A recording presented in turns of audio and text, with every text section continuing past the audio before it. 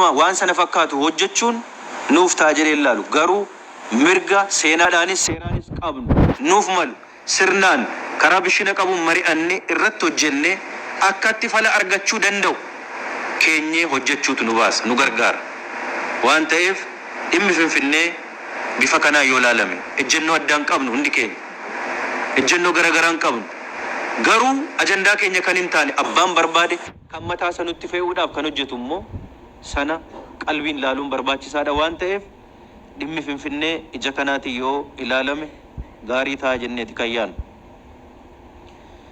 Kan biraan ijaarsa seeraan alaa. Ijaarsi seeraan alaa bakka hunda jira.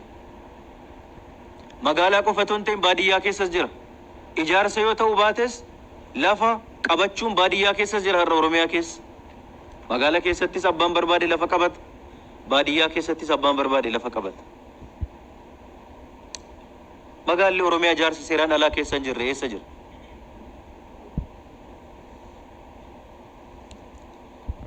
Inni immoo qophaa'ee ganamarraa qabeetti qophaa'ee karoorfatee hojjetu yoo iddoo tokkotti waa ati hojjettu addunyaa sochoosa. Miidiyaa of harkaa qaba, nama dubbatuufii qaba, akkatti dubbatu beekaa hin sochoosa.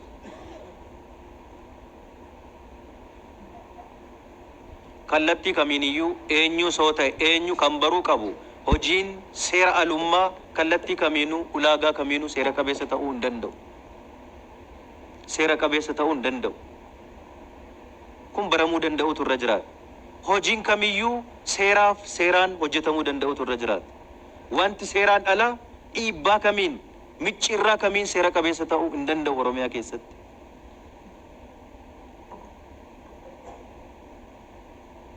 Kanas ta'ee garuu maaliif lafti Oromiyaa magaalaa keessatti kan inni saamamaa jiru? Maaliif baadiyyaa keessatti kan inni saamamaa jiru? Rakkoo nu bira jiru ilaaluudhaan mas iddoo biraatti quba qabu miti.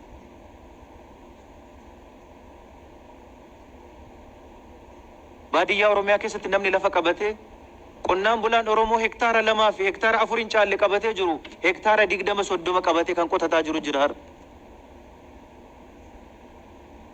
Fayyadamummaan diinagdee eessa walqixxummaan kan jiru dhufee akka kanniisaatti lafa kanarraan qubanne kan fide caasaa Oromiyaati. Kan lafa kana dabarsee gurgurate. Yoo xinnaate gandi hin beeka. Bulchaan gandaa maalis haa jennu maal gandi hin beeka. Tokkoon gadi buunee qoran kaarnii qaba. Manni magaalaa keessatti diigamu seera alummaan seera ala. Eessattuu seera qabeessa hin ta'u. Borus iftaanis hamma mootummaan jiraatetti. Manni magaalaa keessatti har'a diigamu kun manni halkan tokkotti ijaaramu. Dunkaana miti. Gaafa dhagaan irratti bu'u eessa jira bulchaan gandaa? Inni gooxii irra jiru. Kaabineen magaalaa sana bushu eessa jira? Maal bushe? Qilleensaa kan bushu. Erga lafa hin bushine. Nama miti kan bushu namni immoo mana qaba. Mana isaa maatii isaa keessa jiraata. Lafa kan bushu eessa ture? Gaafa bu'urri ba'ee ijaaramu eessa ture? Yoo dhugumaan ilaalla ta'e mana ijaaramee xumurame diiguun sirrii miti bara. Seera alaa yoo ta'e inni sirriidha jedhee miti an eessa turreedha nuti yoo of ilaalle.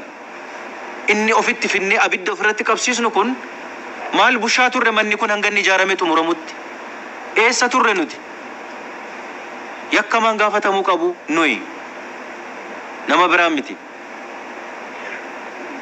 Har'a manni godoon ijaaramte magaalaa keessatti soo ta'e beekamtii caasaa keenyaan ala akkasumatti kan ijaaramee jiru hin jiru. Hin beeka.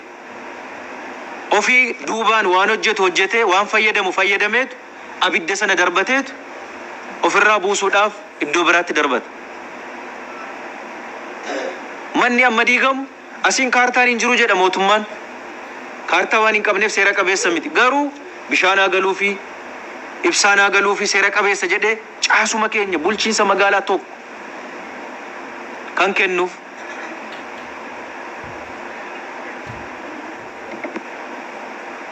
Kan haala mijeessuu fi caasaa keenya kan ilaalamuun irra jiraatu.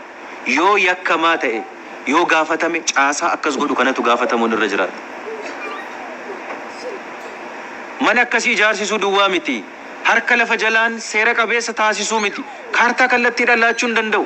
Kanaaf kaarni bishaaniitiin, kaarni ibsaatiin, kaarni iddiriitiin seera qabeessa gochuuf haala mijeessa. Lafa tokko irratti kaartaa 4, 5, 6, 7 kan jiru magaalaa keenya keessa baay'ee. Lafa tokkitti irratti ummanni mana murtii wal dhaabee rakkataa jira. Yakkamaan kanaa olii eessa jira? Yoo gaafatame kan gaafatamuu qabu kana. Mootummaan naannoo Oromiyaa akkasitti magaalaa Bushii jedhee nama tokko irra manne. Akkasitti akka inni Bush namni seeraan aangoo kenneef hin jiru. Yoo sakattaanee ilaaluun nurra jiraate dhimma kana seeraan iddoo dhakaasuun gahaa miti. Seeraan gaafatamuu kan qabu kana harka lafa jalaatiin seera alummaa seera qabeessa taasisuudhaaf haala kan mijeessa yakkamaa ijaare sanaan ala miti waan ta'eef ilaalamuu kan irra jiraatu kana.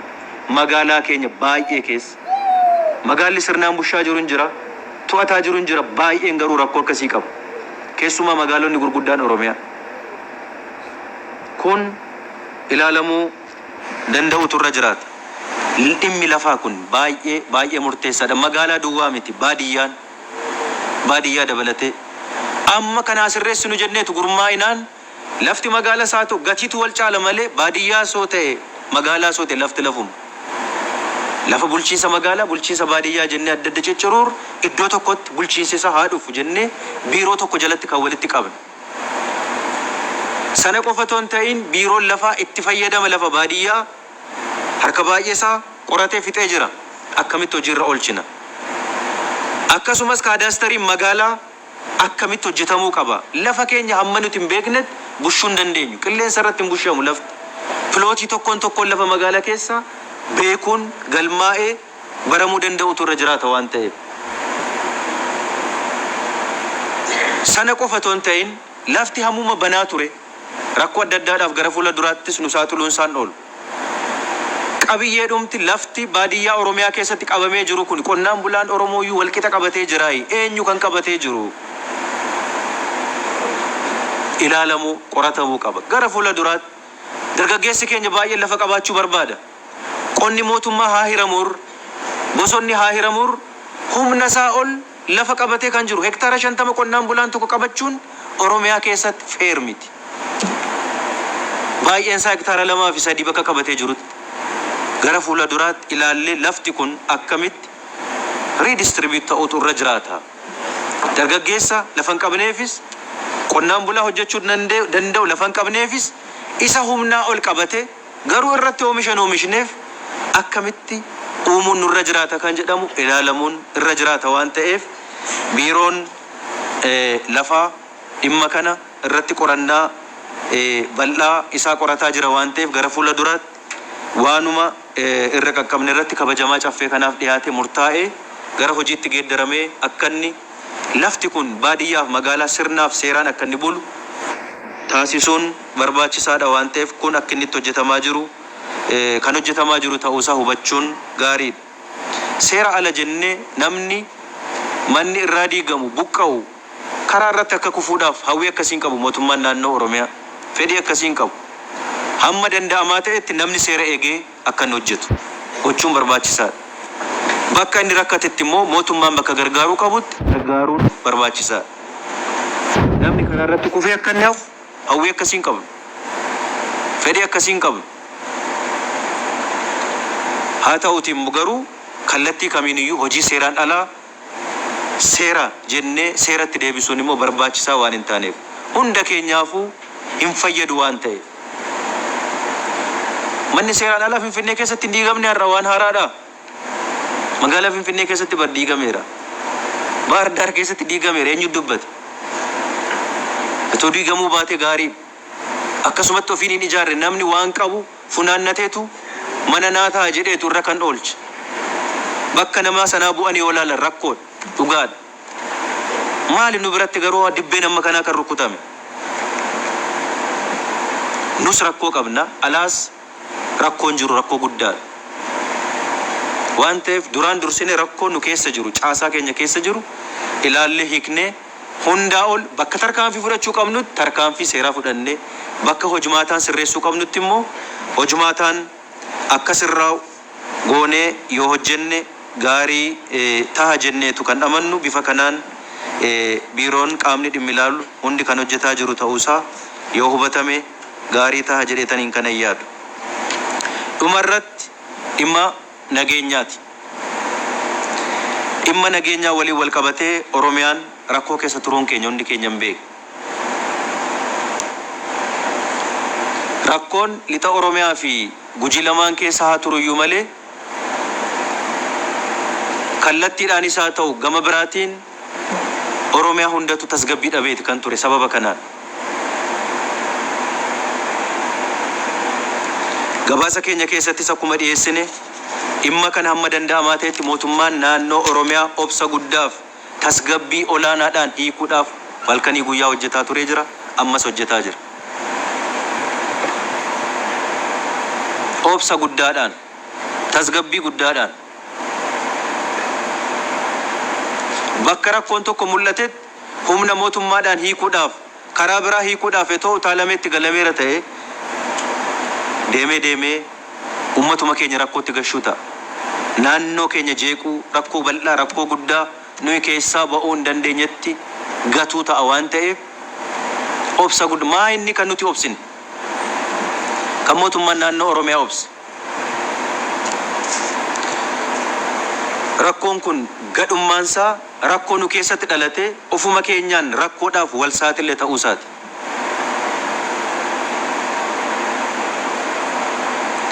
Kabajaan paartii siyaasaa biyya alaa jiran kabajaan ulfinaan finne, kabajaaf ulfinaan rakkoo keenya hiikkanna jenne, sanaafis roodmaappii qaba mootummaan naannoo Oromiyaa. Morkattoota waliin akkamitti akka hojjetu, akkamitti rakkoo isaa akka hiiku karoora guutuu ta'e hin qaba. Garuu rakkoo keenya isa dhumaaf haa hiikkannu jennee sammuuf laphee qulqulluudhaan hojjenne keessatti deebii nuun malle, kabajaa nuun malletu hidhannoodhaan, waraanaan nutti dhufame. Kabajaa laannee fi waraanni yeroo nurratti banamu obsa guddaan laalleerra. Akka mootummaa naannoo Oromiyaatti obsuu jechuun kan tasgabbii olaanaan ilaalle jechuun kan. Sana qofaa otoo hin ta'in mootummaan naannoo Oromiyaa etoo bushuu aanaan gandi godinni harkatti diigamee jira. Akka inni diigamu ta'ee jira. Obsaan bira dabarre. Hooggantoonni mootummaa hedduun ajjeefamanii jiru. Poolisoonni Oromiyaa nagaa Oromiyaa eeguudhaaf, nagaa uummata kanaa eeguudhaaf halkanii guyyaa dhama'an baay'een ajjeefamanii jiru. Obsuu jechuun kanadha. Bakka rasaasni nutti dhuka'etti, namni nurraa du'etti hin dhukaafne, hin ajjeefne.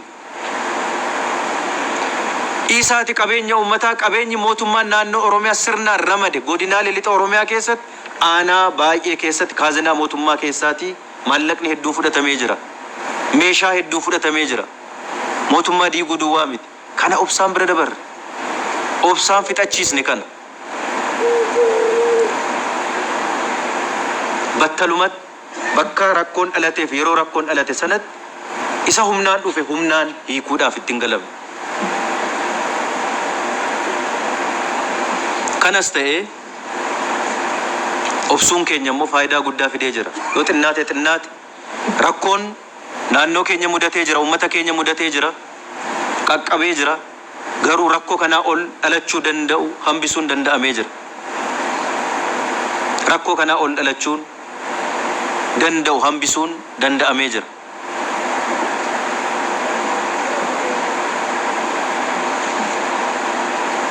Ijoolleen waraanaaf filatamte waraana kana keessatti galte baay'een isaanii warra rakkoo qaban jennee ilaalu. Rakkoon maastarmaayindii biradha. Rakkoon olaanaan guddaan jiru. Kanaaf utaallee humnaan mootummaan humnan qaba jedhee miiraan wallaalummaadhaan oromummaadhaan nama kanatti makame hunda miidhaadhaaf saaxiluun rakkoo guddaa fiduu akka inni danda'u waan hubanneef badiin kamiyyuu yoo qaqqabe obsaan haa eegnu, obsaan haa laallu, tasgabbiin haa laallu. Baasiin inni nu baasisiisu guddaa soo ta'e jennee sadarkaa kanatti obsinee kan hiikaa jiru sababa kanaaf. Battaluma rakkoon sun dhalatetti too rakkoo sana humnaan hiikuudhaaf yaalameera ta'e ummanni kana keessa gaaga'amu baay'eedha waan ta'e.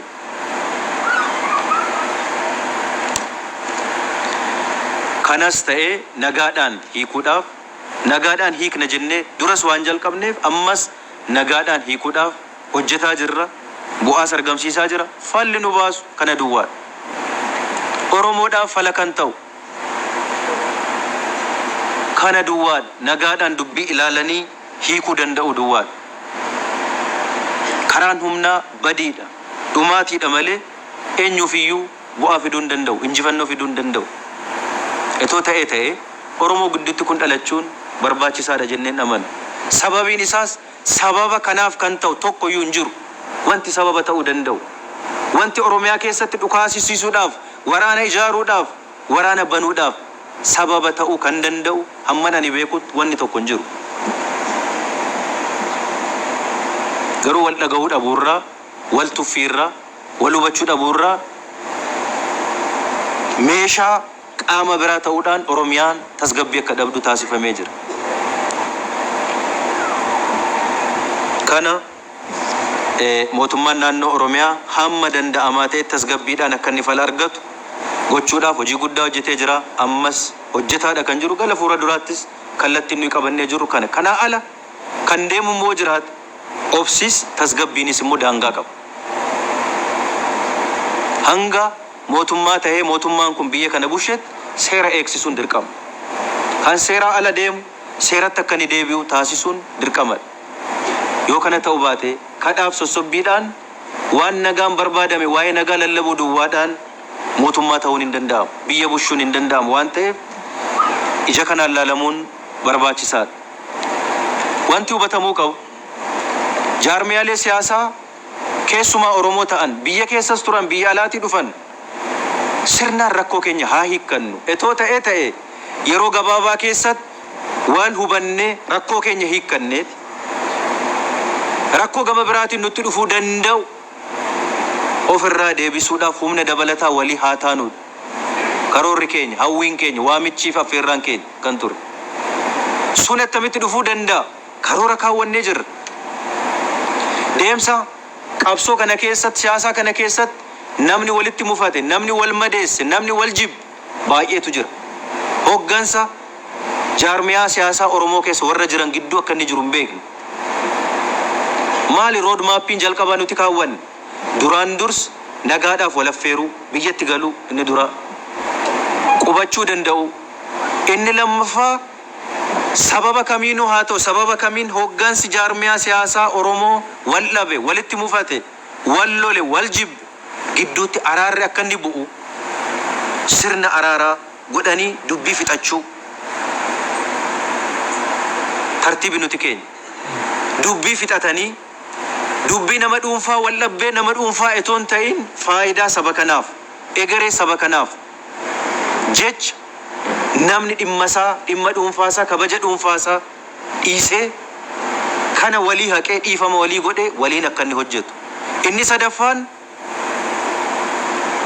kun ideoloojii kanan qabaa, kun kanan qabaa isa dhiifame hunduu lafa kaa'ee ajandaan siyaasaa Oromoo biyya kana keessatti maali kan jedhu jaarmiyaa siyaasaa Oromoo qofa otoo hin ta'in hayyuu Oromoo jiru dabalatanii taa'anii mari'atanii redefine godhu. Hanga kanatti nuti qophaa'aadha jenneet ofii karoorsineetu kallattii keenya. Erga ajandaa siyaasaa kana marii hunda keenyaan, fedhii hunda keenyaan lafa kaawwannee booda akkamitti galma gahaa, akkamitti hojjetama kan jedhu lafa kaawwatanii eenyutu galmaan gahaa kan jedhu abbaan sana fudhatee hojjetu qaama hawaasa biraa beekamtii argate. Innis filannoodhaan kuni haa ta'uudhaan kana hubachuu dhabuudhaan, kana fudhachuu dhabuudhaan, keessuma haala qabatamaa biyya kana hubachuu dhabuudhaan gara humnaatti utaalamee kan galan malee sababni kamiyyuu hin jiru. Gara fuula duraatti soo ta'e akka mootummaa naannoo Oromiyaatti waan nuti barbaannuu fi waan nuti feenu qofa otoo hin ta'in ummata kanaaf, saba kanaaf kan barbaachisu wal waraanuu otoo hin ta'in taa'anii waliin mari'achuu, waan waliif fala ta'uu danda'u mala dha'uu waliin malee wal waraanuun duubatti hafummaadha. Wal waraanuun saba kana waraabessa biraadhaaf saaxiluudha. Rakkoo biraadhaaf, gabrummaa biraadhaaf saaxilanii dabarsanii kennuudha. Kaleessas sabni kun qaama biraadhaan tasgabbii akka hin arganne godhamee rakkataa ture. Har'as ofiin deebisne sabni kun tasgabbii akka hin arganne godhuun wayitu jijjiirama malee rakkoon sun irraan furamne borus akka hin irraan furamne godhuudha. Kanaaf karaa waraanaa karaa lolaa nuufis ta'a jennee yaannu saba kanaafis ta'a jennee yaannu. Lixa keessatti kan rakkate eenyuyyuu miti saba kamuu miti Oromootu rakkate kan du'e Oromoodha kan dararame Oromoodha. Yeroo kamitti yeroo itti Oromoon of bushaa jirutti qaaniidha. Kana yoo laalle kun dhimma nama muraasatti qaama muraasatti gatamu miti. Oromoo guutuun tasgabbiidhaan ilaalee tasgabbiidhaan waan isaan malleen ta'uu waan isaa malu qolarraa diigee ilaalee sababa guutuuf gahaa qabaate kanatu naa mala jedhee ilaaluun barbaachisaa ta'a malee wanti miiraan oofamnu wanti sooshaal miidiyaan akka luugama gaangeetti nu harkisu nu oofu rakkootti nu gata malee fala nuu fiduu hin danda'u. Itoo ta'ee